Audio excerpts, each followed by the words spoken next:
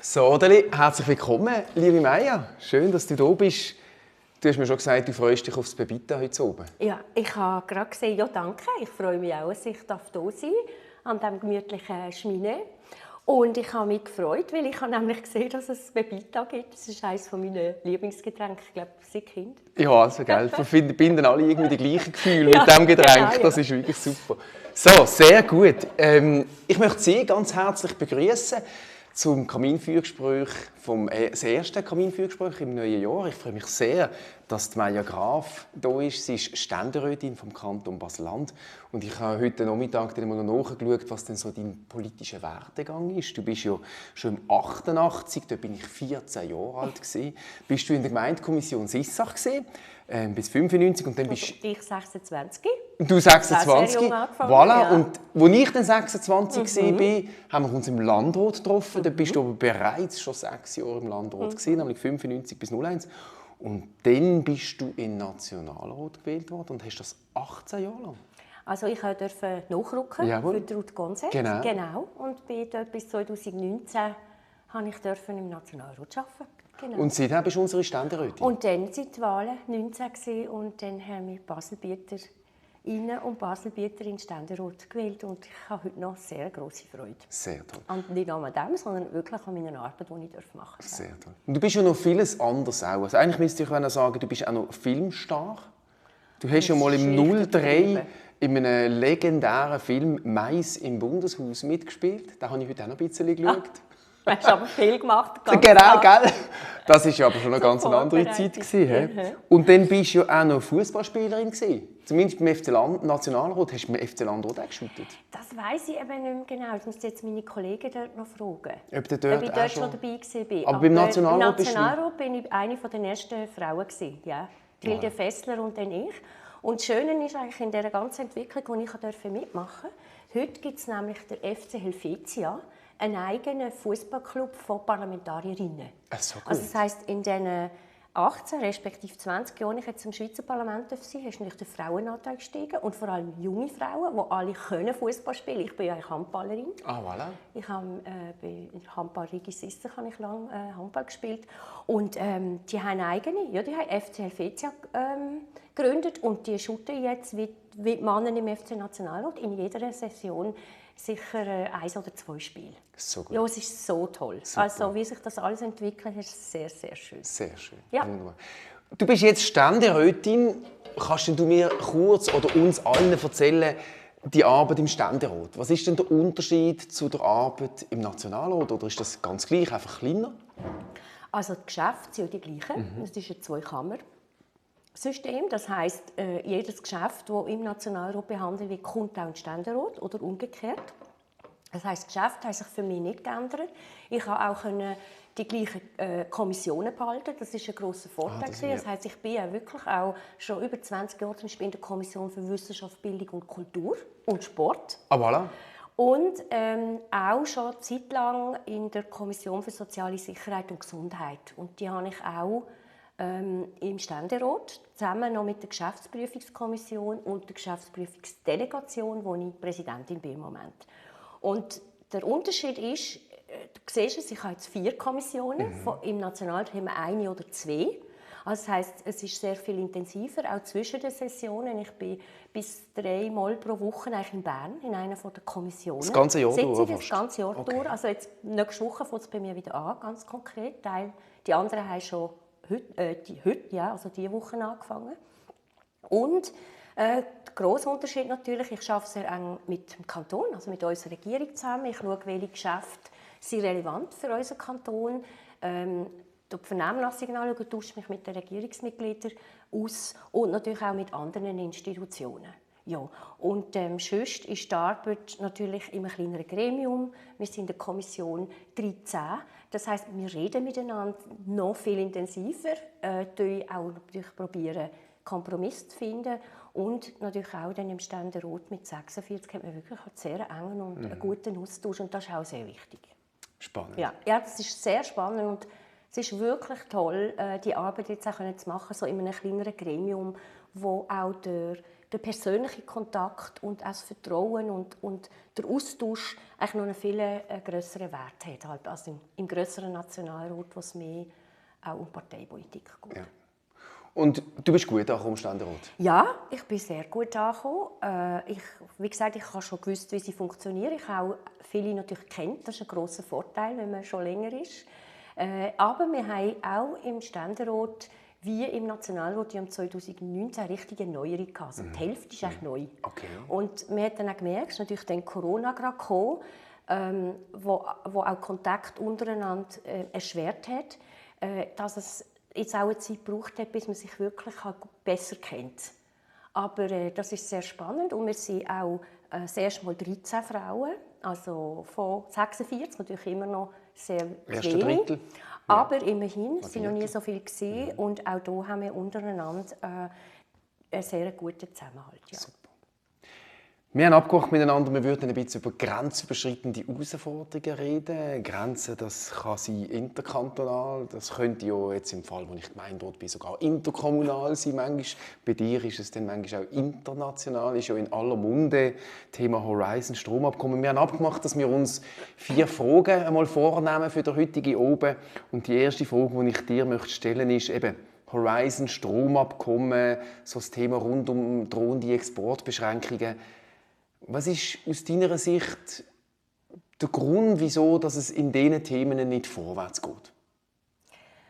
Also du hast ja gesagt, wir antworten einfach antworten und eben auch kurz. Und das wäre natürlich jetzt eine Frage, die nicht mehr als obenfüllend ist. Weil einfach ganz viel in der Frage, die du gestellt hast, drinnen steckt. Ich versuche es auch mal so einfach zu sagen, wie nur möglich. Aber wir haben ja die Situation, dass wir, und da meine ich, wenn ich jetzt «wir» sage, die Schweiz, aber auch insbesondere die Nordwestschweiz, also unsere Grenzregion, wir sind im Herzen von Europa. Und, das vergessen wir manchmal ein bisschen, wir sind halt nicht nur das Herz von Europa, sondern wir sind so mannigfaltig verflochten mit unseren europäischen Nachbarstaaten, die aber in der EU, also in der Europäischen Union zusammengefasst sind. Und wir haben das ja mit unseren bilateralen Verträgen und mit einem Haufen Abkommen geregelt. Also so, dass eigentlich alles funktioniert. Und ich sage auch immer, das ist interessant, lustigerweise haben wir gleich viele Abkommen mit der EU ungefähr, wie Basel-Land und Basel-Stadt miteinander. Okay. Nämlich über 100. Ehrlich? Und das zeigt ja eigentlich schon Komplexität. Und jetzt haben wir die Situation, dass sich bei gewissen Abkommen müssten erneuert werden. Haben denn die einen Ablaufdatum? Und die haben, also man muss so sagen, Abkommen respektive Gesetze, die Welt, wir alles, unser Zusammenleben, unsere Wirtschaft, alles verändert sich immer schneller. Das heisst, man muss Gesetze anpassen, man muss echt die Abkommen aufdatieren. Okay.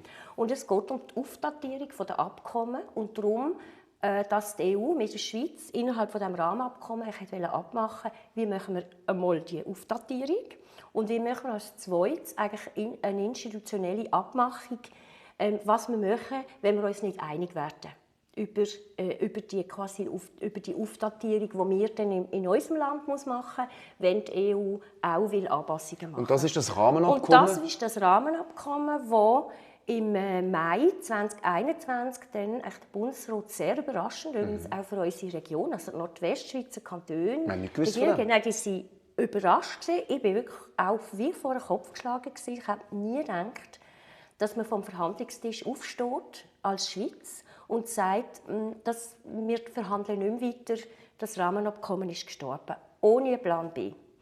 Und für unsere Region ist das besonders schwierig bis heute, weil wir eben so eng verflochten sind. Ich meine, wir haben allein 70'000 Grenzgängerinnen und Grenzgänger jeden Tag, die hier zirkulieren. Wir haben einen Haufen Unternehmen, die hier sind, aber auch im ganzen Oberrheingebiet, in Südbaden und Elsass und umgekehrt. Und wir haben die ganze Bildung, Forschung, die Innovation, die ausgerichtet ist auf das Dreiland. Und die EU hat dann in der Folge auch das Horizon Europe, also das europäische Forschungsprogramm, wo wir ein voll assoziiertes Mitglied waren und wo 2021 bis 2027 wieder wir hätten teilnehmen. Sind wir rausgefallen? Sind wir rausgefallen. Und wir sind jetzt Drittstaat. Und das ist eine ganz grosse Problematik, wo man kann sagen, wie erodiert, oder? Also es erodiert unsere Forschungsexzellenz, aber auch die Innovation und Start-ups, die daraus entstehen. Ich habe mich schon ein paar Mal gefragt. Wandern ab. Genau, ich habe mich schon ein paar Mal gefragt, ist uns das denn zu wenig bewusst? Auf deinem Stuhl sind in den letzten paar Wochen verschiedene Leute gesessen, wo ja, ist mir auch bewusst worden, dass Grenzüberschreitende ja schon fast exemplarisch zum Ausdruck bringen. Also angefangen hat es mit Herrn Büttiger, Verkehr, oder? Ja, Mobilität. genau.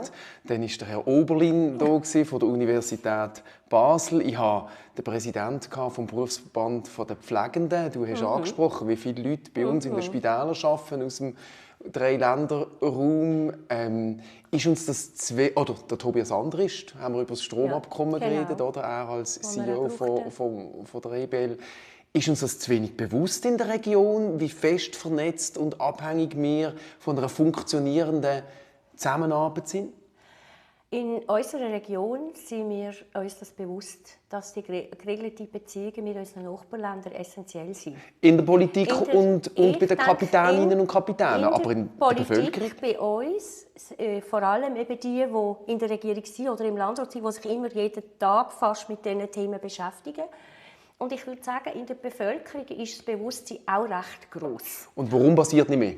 Aber, genau, in Bern, und da muss man wirklich sagen, auch im Schweizer Parlament, ich meine, wir sind wirklich frustriert, dass der Bundesrat nicht weitermacht, aber man muss auch sagen, auch das Parlament bringt bis heute keine Mehrheit zusammen im National- und vor allem auch im Ständerat, die sagt, wir tun die Leitlinien und wir sagen im Bundesrat, was es machen soll. Also das Bewusstsein, würde ich sagen, in der ganzen Schweiz, bei der Bevölkerung, haben wir, das ist sicher auch ein Fehler der Politikerinnen und Politiker, wir reden zu wenig über die EU. Was ist überhaupt die Europäische Union? Was macht sie aus? Was ist sie für uns? Und vor allem, was haben wir für Vorteile? Und wo müssen wir auch gut verhandeln? Also die EU-Diskussion, die haben wir in der Schweiz vernachlässigt. Und ich denke, ein wichtiger Grund dafür ist auch, dass es so fast wie ein Tabuthema geworden ist, weil wir natürlich die grosse SVP haben, wo sofort, wenn man über die EU redet, quasi sagt, über das wollen wir nicht reden oder respektive, das ist alles schlecht. Oder? Jetzt gibt es ja die ersten Ideen, dass man ja noch mal der EWR aufs Tapet bringen könnte. Also es gibt ganz viele Vorschläge, was man machen könnte. Die Problematik ist, dass die Außenpolitik und die Gespräche die müssen über den Bundesrat laufen. Und auch der Vorschlag vom EWR ist eingebracht worden im Parlament. Vielmal kommt er dann durch den Nationalrat, aber nicht durch den Ständerat. Jetzt ist gerade das jüngste Beispiel in unserer außenpolitischen Kommission, dass eine parlamentarische Initiative aus dem Nationalrat, die ein Europagesetz machen wollte, in unserer außenpolitischen Kommission keine Chance hatte. Wenn wir dem Ständerat schauen. Also wie gesagt, es ist hier auch eine Blockade leider im Parlament. Und das ist sehr frustrierend, nicht nur für unsere Region, sondern vor allem eben auch für unsere Hochschulen, für den Forschungsstandort Schweiz. Das ist eine riesige Problematik, weil vielleicht noch eine zweite Antwort, warum man sich nicht so bewusst ist ja auch, solange alles noch gut läuft, wir haben Vollbeschäftigung, es fehlen sogar Fachkräfte, gut, es fehlen eben gerade Fachkräfte, weil wir müssen ja noch innovativer werden. Und immer solange alles gut ist, hat man ja immer das Gefühl, man muss eigentlich nichts machen. Man kann sich zurücklehnen und wenn ein Problem ist, tun wir ja meistens dann abwarten und sagen, das ist ja nicht so schlimm. Aber eigentlich haben wir ja schon genügend Themen, wo wir wüssten, wir müssten dahinter gehen. Ich meine, das Neueste ist ja die Energiekrise, Stromabkommen, das Fehlende. Aber da fehlt, glaube ich, schon auch das Verständnis dafür, was für eine wirklich intensive Abhängigkeit und auch Zusammenarbeit es eigentlich bräuchte mit der EU, damit wir da auch sicher eine Versorgungssicherheit sicherstellen können. Also wir müssen auch innenpolitisch unsere Arbeit jetzt machen. Genau. Wir müssen miteinander nicht nur über die EU, sondern über unsere Vorteile, über das, was wir wollen, Genau. Was uns was wir auch wichtig ist einbringen und was wir können einbringen können, genau. wo wir mitreden wollen. Ich meine, man muss auch können mitreden und wir dürfen auch nicht vergessen, eben jeden dritten Franken, den wir in der Schweiz haben, den haben wir im Austausch eigentlich mit der EU haben wir den gewonnen. Und das muss uns schon auch bewusst sein. Also neben natürlich kulturellen oder, wenn ich noch will, ansprechen, auch Erasmus-Programm, wo unsere jungen Studierenden könnten an jede Universität in der EU studieren, wo auch eingeschränkt ist. Also es ist wirklich auch nicht gut für unsere Zukunft von unseren jungen Leuten. Ja. Jetzt läutet uns das Telefon, jetzt tue ich da ganz entspannt Genau. aufstehen und das abstellen. Das jetzt abnehmen, das Telefon, oder? Das ist das Telefon von meiner Tochter. So, das kann es geben. Genau, das ist gerade ein Übergang. Also Genau. faktisch, wir haben ein grosses Thema vor uns und es braucht vielleicht auch noch mehr Initiativen aus den Regionen, aus den Grenzregionen, mehr Druck nach Bern, damit Gesamtbundesbern versteht, wie zentral das ist. Eben, also ich bin sehr beeindruckt gewesen, was der Beat Oberlin damals erzählt hat über die Bedrohung auch für unseren Wirtschaftsstandort, wenn die Forschung an Exzellenz verliert. Und wieso verliert sie? Weil sie eben nicht Teil ist vom grössten Exzellenzpotenzial, das Horizon letztlich auch bietet für unsere Forschenden. Also das europäische Forschungsprogramm ist das grösste Forschungsprogramm der Welt. Eben. Und entweder ist man dort Teil oder und leitet auch. Genau. Und es kommen auch junge Leute in die Schweiz wegen dem.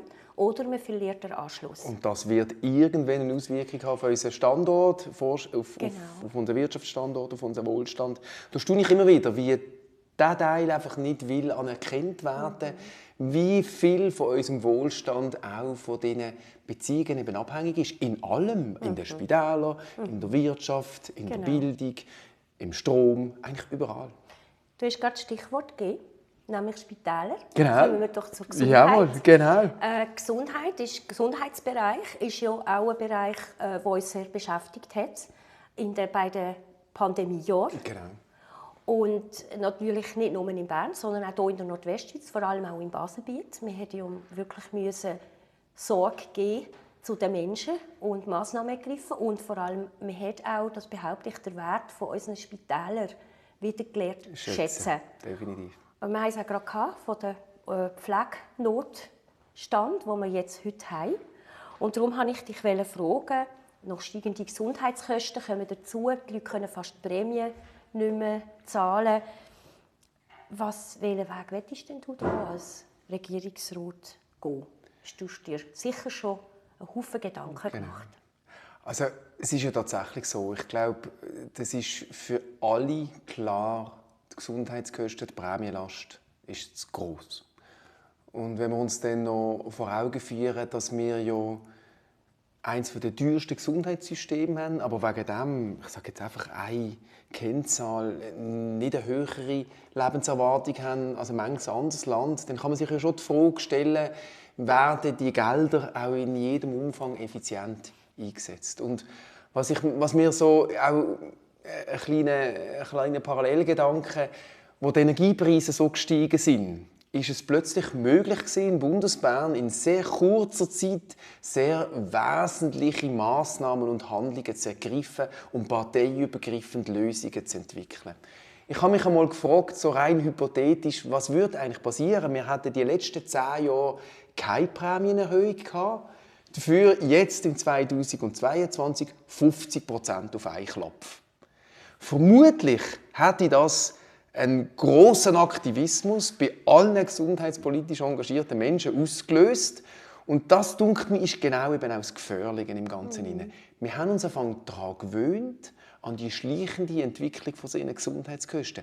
Wir freuen uns, wenn es nur noch 3% sind und finden es vielleicht schwierig, wenn es 6% sind. Aber dass es ja über Jahre und Jahrzehnte jetzt die Entwicklung hat, das bringt offenbar die Politik nicht dazu, ernsthaft auch Lösungen zu suchen. Und was wäre denn so eine Lösung jetzt für dich, jetzt gerade bei der Prämie, bei der Krankenkassenprämie? Das finde ich noch spannend, die Krankenkassenprämie. Wir sind ja jetzt im Kanton, sind ja 2 Initiativen am Laufen. Notabene von den 2 grossen Parteien sind sie lanciert. Und ich glaube, ja, natürlich müssen wir die Prämienlast senken und kann das kurzfristig auch über eine Begrenzung oder über eine Festlegung von einem Prozentsatz sein, wie so eine Initiative fordert. Aber ganz am Schluss, die Prämien sind ja nur Symptom, ist ja nicht die Ursache. Und meine Kritik ist tatsächlich, die beiden grössten Schweizer Parteien die im Gesundheitswesen mittlerweile sich nur noch um die Symptombekämpfung kümmern und nicht mehr ernsthaft um die Ursachenlösung. Und das kritisiere ich und ich glaube, man muss in der Gesundheitspolitik auf allen Ebenen, sei es auf Kantonsebene oder auch auf Bundesebene, ich glaube, so die Politik der kleinen Schritte, die funktioniert nicht. Und ich glaube, das muss man einfach zur Kenntnis nehmen und man muss vielleicht auch mal ins Ausland schauen und mal schauen, wie machen die das. Die haben ja die gleichen Herausforderungen, eine alternde Gesellschaft, technologischer Fortschritt, eine höhere Anspruchshaltung von der Bevölkerung. Und ich glaube, man kann tatsächlich feststellen, die Staaten, die es besser gelöst haben, das sind die sich wirklich mal getraut haben, das System von Grund auf nochmal zu denken. Zum Beispiel Dänemark. Oder? Und was wäre denn das jetzt konkret? Konkret jetzt für uns im Kanton Basel-Land. Also sage jetzt mal für uns am Schluss eben, man muss überlegen, was haben wir überhaupt für einen Handlungsspielraum bei uns im Kanton, oder? Jetzt auch gegenüber Bern. Also die Hoheit von der Gesundheitsversorgung ist ja bei den Kantonen. Genau, das ist ja so. beim Bund. Genau. Denn der Bund hat zwar jetzt einiges eben gemacht, halt vor allem in der Pandemie, aber immer in Abspruch natürlich mit der Gesundheitsdirektorenkonferenz. Aber natürlich ist die Kantone, und das finde ich auch richtig, wie sie noch sind bei den Leuten, für die Gesundheitsversorgung zuständig. So, genau. Also ich glaube, wir haben ja den Gesundheitsraum, wo ja der Herr Weber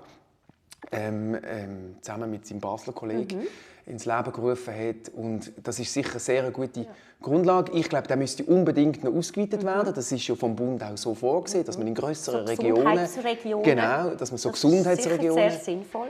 Weil es gibt natürlich sonst Ausweichmechanismen bei den Leistungserbringern als auch bei den Leistungsnutzern. Und da wäre es sicher ganz wichtig, dass man die nächsten Jahre dafür braucht, dass man Jura, Solothurn und Aargau reinbringt und dann auch die nachfolgenden Planungen, sei das eine Spitalliste, sei das aber die Versorgungsplanung auch im ambulanten Bereich, dass man das über die 5 Kantone zusammen auch planen und damit auch eine Region gestalten, wo eben auch auf der einen Seite die Spitzenmedizin weiterhin möglich ist, und gleichzeitig aber auch die Versorgung bis wirklich in den hintersten und letzten Winkel mehr auch vor sichergestellt Ort, ist. Oder genau, dezentral. Genau. Und dass man eben die dezentralen Grundversorgungszentren auch wirklich schaffen kann. Und ich glaube auch, dass wenn wir eine grössere Gesundheitsregion wären, das würde zum einen eben helfen, unsere interkantonalen Aufgaben besser zu lösen, und es gibt eben auch als Stimme in Bern mehr Kraft, wenn man eben als Gesamtregion dort auftreten kann, wo auch schon eine Idee hat, wie man so eine Lösung auch kann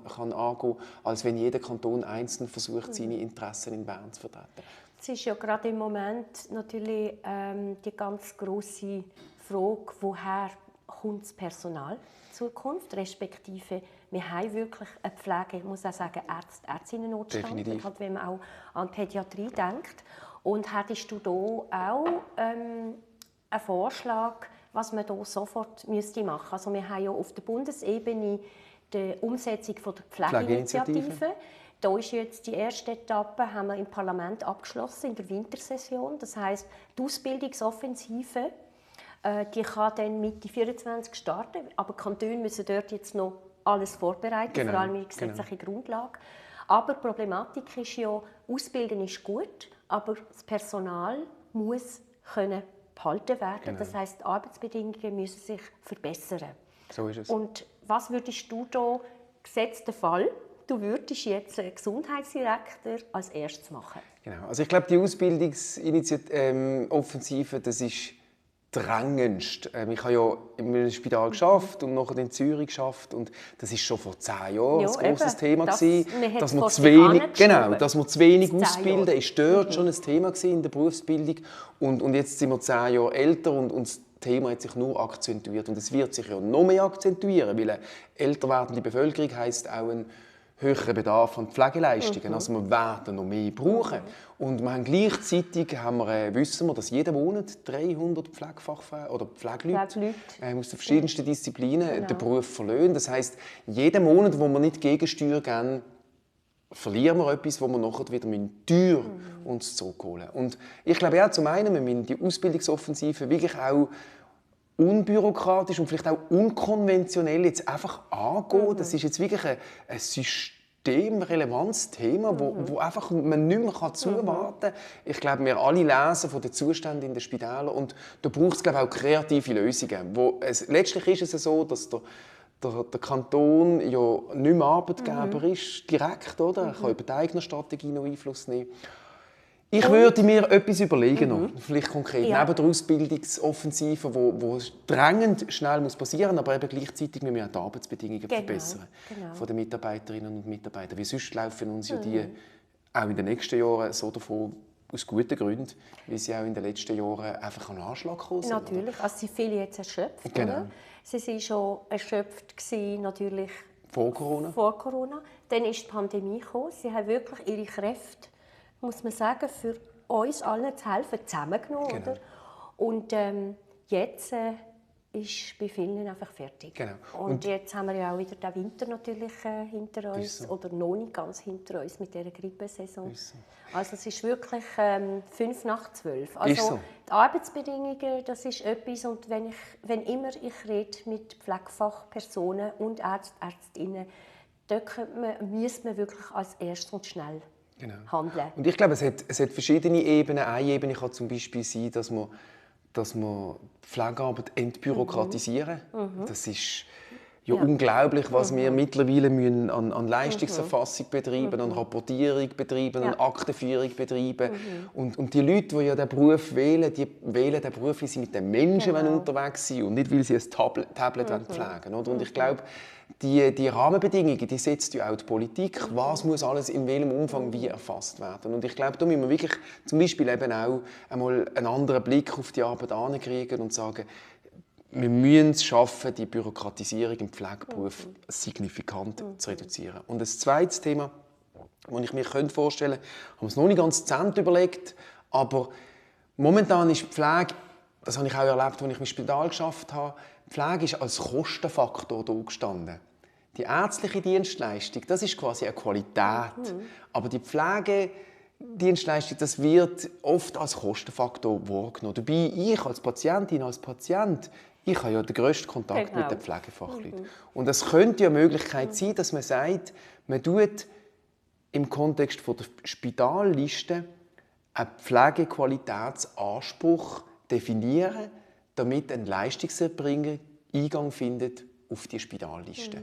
Und damit eben auch dieser Pflege einen anderen Wert gibt im gesamten Verständnis von der Dienstleistung von einem Leistungserbringer. Und das natürlich wiederum, weil wir es ja nur indirekt machen als Kanton, zwingt dann auch die Leistungserbringer, die Arbeitsbedingungen zu verbessern von ihren Pflegefachleuten, weil sie auf dieser Spitalliste möchten bleiben oder drauf möchten kommen. Also. Das wäre einer von deinen Ansätzen? Das wäre eine der Möglichkeiten, die ich sicher gut prüfen würde, ob es dort einen Hebel gibt. Und weil ja eben der Kanton nur schwerlich direkt eingreifen in die Arbeitsbedingungen. Genau, bei uns ist das jetzt halt nur über die eigene Strategie möglich. Genau.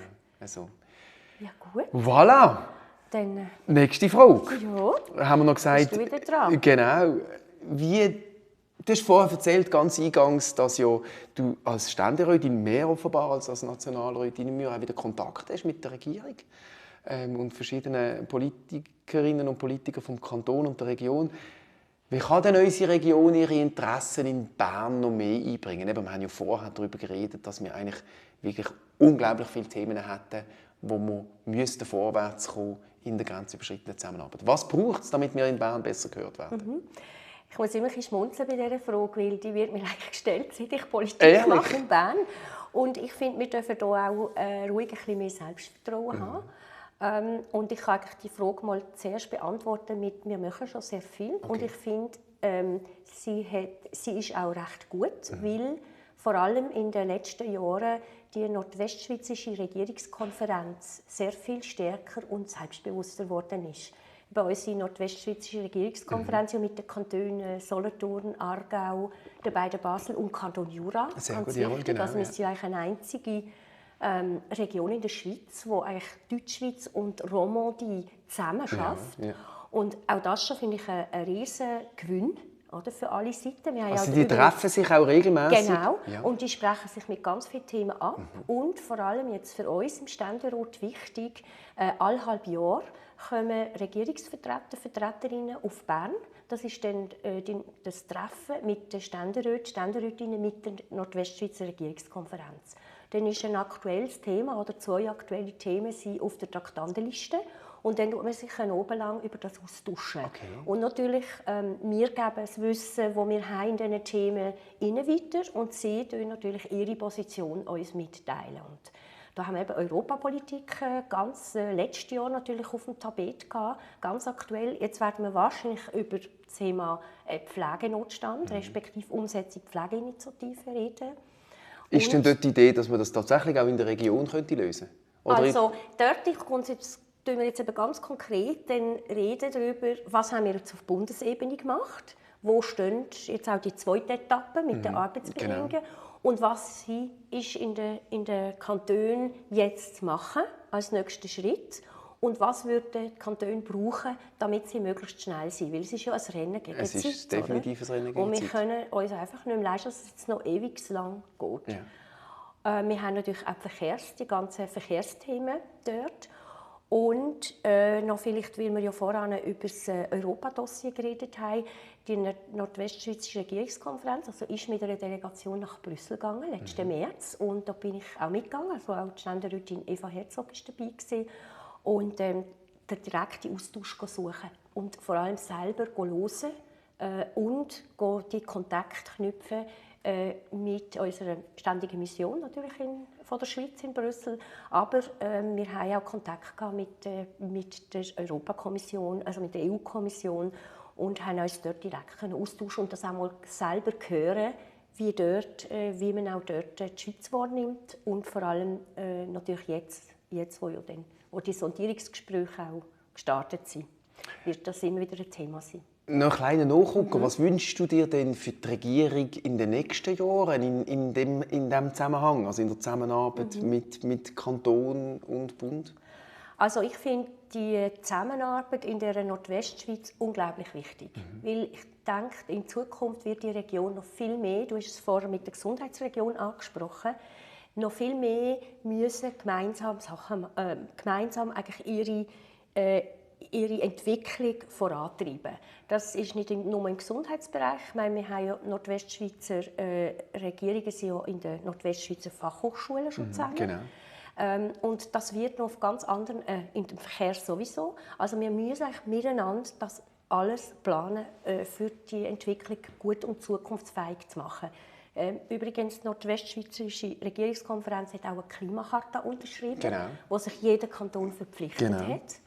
Und darum verlange ich eigentlich auch von jedem Regierungsmitglied, auch von den Neugewählten, dass er sich unter anderem nicht nur an die Klimacharta, sondern eben auch an die grenzüberschreitende Zusammenarbeit, wie sie die Nordwestschweizer Kantone explizit nicht nur wünschen, sondern explizit wichtig ist, essentiell wichtig ist, leben, für die Wirtschaft wichtig ist, für die Gesellschaft wichtig ist, als unser Lebensraum auch wichtig ist, dass man sich damit wirklich voll und ganz einsetzt. Und ich muss sagen, ich bin sehr positiv gestimmt, dass wir das schaffen hier in der Nordwestschweiz und uns mit dem auch in Bern eben mehr Gehör verschaffen, weil wir ja dann grösser sind und auch Vorbild haben. Das wünschte ich mir eigentlich noch mehr Vorbild sein in etwas, wo wir hier innovativ eigentlich machen und den anderen zeigen. Das hast du auch schon in der Zusammenarbeit als Region. Genau. Und in Ideen, wie man Probleme anpacken, eine Lösung finden